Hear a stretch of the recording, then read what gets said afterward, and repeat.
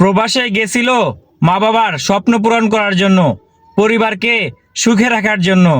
আজ সে প্রবাস থেকে ফিরে আসলো, কান্না বুক ভরা কষ্ট নিয়ে দেশে ফিরে আসলো।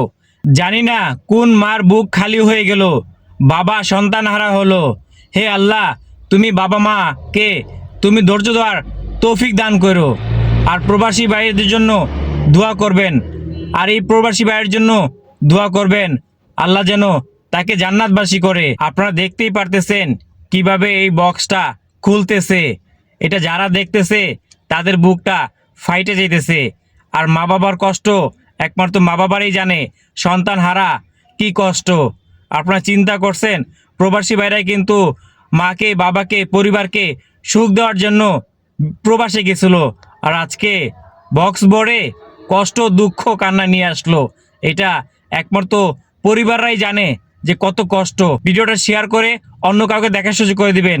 আর এই প্রবাসী ভাইয়ের জন্য দোয়া করবেন, আল্লাহ যেন জান্নাতবাসী করে। আর প্রবাসী ভাইয়ের ফ্যামিলির জন্য সবাই দোয়া করবেন, আল্লাহ যেন তাদেরকে ধৈর্য ধরার তৌফিক দান করে।